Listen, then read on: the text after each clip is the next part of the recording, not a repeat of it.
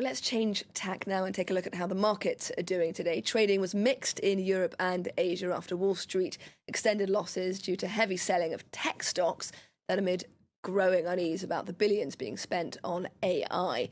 Well, for more, let's turn now to Jameel Ahmad, Chief Analyst at GTC. Tech stocks were down this week, but also gold, silver and crypto. What exactly is going on, Jameel?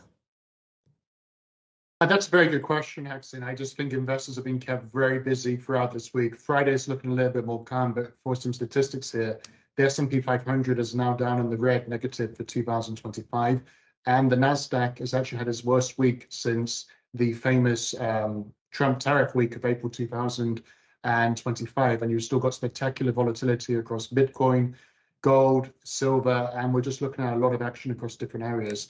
I think that investors mostly are taking profits. I see what's happening as a correction rather than a potential crisis of financial markets.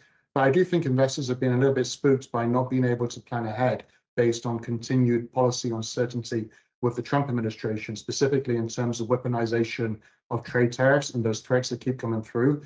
And also based on the comments earlier this week that the new Fed chair nomination, should that be approved, he would also still be under pressure to cut interest rates in the United States, whereas this time last week, you looked at the new nomination and thought, okay, that might be more market friendly because in fact, it's actually seen as more of a stable candidate. But then the Trump administration come out this week, again, repeating their claims to lower US interest rates and that potentially there will be some threats if they don't do so. And I just think investors are nervous in general.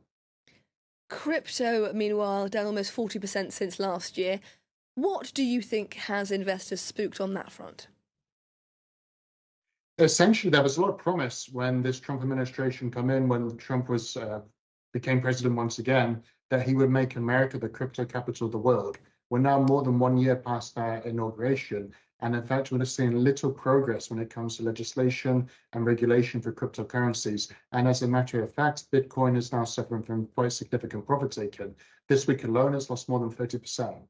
Until we start to see real tangible progress in terms of how America will make Bitcoin and cryptocurrencies the capital of the world and so forth, it's going to be a little bit tempting for investors to take profit because as we're speaking now, we still have Bitcoin close to 70,000 US dollars.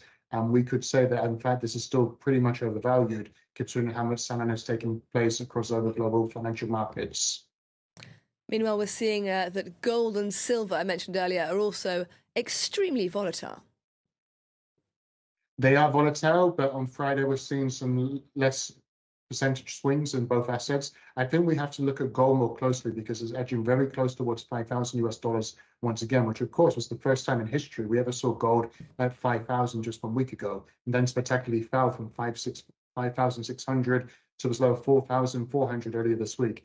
I think for as long as policy uncertainty continues in the United States, specifically when it comes to weaponization of trade tariffs and so forth, I think a lot of themes that have promoted gold to pretty much double in price over the past 1 year, that's going to continue to encourage investors. Although, yes, it's completely overvalued. At the same time, we do see investors diversifying away from the US dollar and some of those traditional financial markets, and they seem to be hedging more towards gold. So I don't think the gold run is completely over, but we're looking for some more catalysts to say why gold could stay above 5,000, because again, we've never seen these numbers in history. Jameel Ahmad, thank you very much.